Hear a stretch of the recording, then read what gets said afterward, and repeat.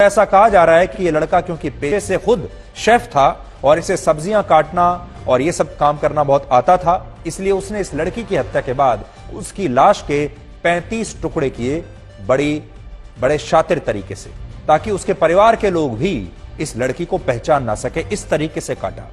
दिल्ली के जिस इलाके में ये हुआ, इस इलाके को कहते हैं मेहरौली। मेहरौली के इलाके में ये दोनों लिव इन रिलेशनशिप में रहते थे। वहां आस पड़ोस में रहने वाले लोगों को भी इस घटना की भनक तक नहीं लगी और इन लोगों ने यह सोच लिया कि इस लड़के का शायद इस लड़की से झगड़ा हो गया था, इसलिए लड़की उसे छोड़कर वापस अपने घर चली गई होगी। हालांकि परिवार का कहना है कि उसे कभी अपनी बेटी के बारे में पता ही नहीं चला, ना मौत के बारे में पता चला। असल में यह लड़की अपने सोशल मीडिया अकाउंट्स पर बड़ी एक्टिव होती थी, सोशल मीडिया पर एक्टिव थी और अक्सर नई नई तस्वीरें और अपने वीडियो लगातार पोस्ट करती रहती थी। लेकिन जब 2 महीने तक सोशल मीडिया पर उसने कुछ नया पोस्ट नहीं किया, कोई तस्वीर पोस्ट नहीं की, कोई वीडियो पोस्ट नहीं किया, तो उसकी एक दोस्त ने इस लड़की के परिवार को बताया कि इस लड़की का कहीं कुछ अता पता नहीं चल रहा है। और इसके 6 महीने के बाद जाकर, मतलब हत्या के 6 महीने के बाद अब जाकर यह आफताब नाम का लड़का गिरफ्तार हुआ है। इस मामले में परिवार की तरफ से जो एफआईआर दर्ज कराई गई है, उसमें 3 बातें बहुत अहम हैं जो लड़की के परिवार ने एफआईआर दर्ज कराई है। पहली बात यह कि जब इस लड़की के परिवार को पता चला कि उनकी बेटी आफताब नाम के किसी लड़के के साथ लिव इन रिलेशनशिप में रह रही है, तो परिवार ने और माता पिता ने इस लड़की को काफी समझाने की कोशिश की और उससे यहां तक कहा कि यह लड़का एक डेटिंग ऐप पर मिला है और उस पर इतना भरोसा करना ठीक नहीं होगा, लेकिन लड़की नहीं मानी। दूसरी बात, परिवार ने जब इस पर और ज्यादा दबाव बनाया तो लड़की ने यह कहा कि वो 25 साल की है और पूरी तरह से बालिग है। वो 25 साल की है, अपना भला बुरा अच्छी तरह से समझती है, इसलिए कानूनन उसका परिवार भी उसे आफताब के साथ रहने से रोक नहीं सकता। और तीसरी बात यह कि दिल्ली आने के बाद जब आफताब श्रद्धा के साथ मारपीट करता था, तो एक बार ये लड़की डर कर वापस मुंबई में अपने घर चली गई और तब उसके पिता ने फिर से इस लड़की को बहुत समझाने की कोशिश की कि आफताब उसके लिए ठीक लड़का नहीं है और वो अब वापस ना जाए।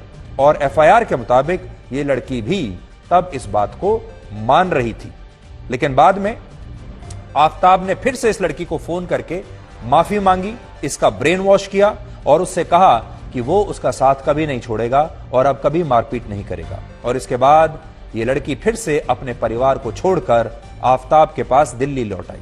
लेकिन इस बार आफताब ने उसे दूसरा मौका नहीं दिया। आफताब ने न सिर्फ उसकी हत्या की, बल्कि उसके शव के इतने टुकड़े किए कि पुलिस अब तक इस लड़की के शरीर के टुकड़ों को ढूंढ रही है।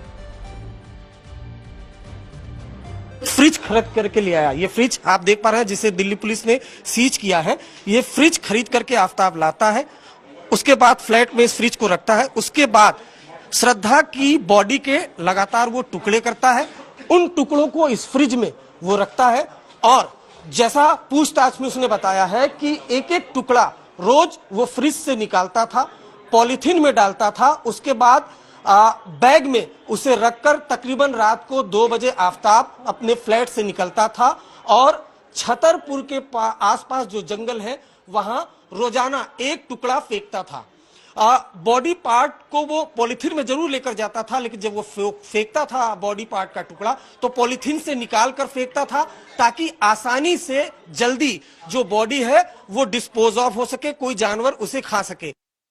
मैं मौजूद हूं उसी जगह पर जहां पर ये रात को 2 बजे के तकरीबन अपने घर से निकलता था ताकि किसी को शक ना हो। और ऐसे ही जंगलों में, दरअसल ये जो पूरा इलाका है ये छतरपुर फूल मंडी के 100 फुटा जो रोड है उसके अगल बगल के जंगल हैं, जहां पर ये तमाम जगह पर आप देख सकते हैं बेहद सुनसान ये इलाका है और ऐसी ही जगह पर वो डंप करता था। ये भी एक ऐसा स्थान है जहां पर बताया गया है कि वो श्रद्धा की जो बॉडी है उसके टुकड़े करने के बाद यहां पर लाकर लाश के टुकड़ों को छुपाया करता था और ऐसा करने के लिए वो हमेशा रात को तकरीबन 2 से 3 बजे निकलता था ताकि किसी को शक ना हो।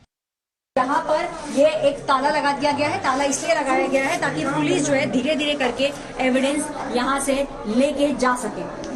और आपको घर की तस्वीरें भी दिखाऊंगी। अंदर आपको नजर आएगा कि कितना सामान्य सब कुछ लगता है। बाहर से अगर आप देखेंगे तो फूल भी यहाँ आपको नजर आएंगे। ये जो है ये आर्टिफिशियल फूल यहाँ रखे हुए हैं और घर के अंदर की जो तस्वीरें हैं उससे पता चलेगा कि कितने सामान्य तरीके से कोशिश की गई थी कि सब कुछ एकदम सामान्य तरीके से ही लगे, कि सब कुछ एकदम ठीक है। ये कपड़े भी आपको सूखते हुए नजर आ रहे हैं, ये पीछे की भी जो चीजें हैं ये आपको ऐसी ही नजर आ रही है। लेकिन इससे एक बात और पता चलती है कि घर को ठीक करने के पीछे, घर की साफ सफाई वगैरह कुछ भी नहीं किया गया था और जल्दबाजी के अंदर इस घर को छोड़ा गया।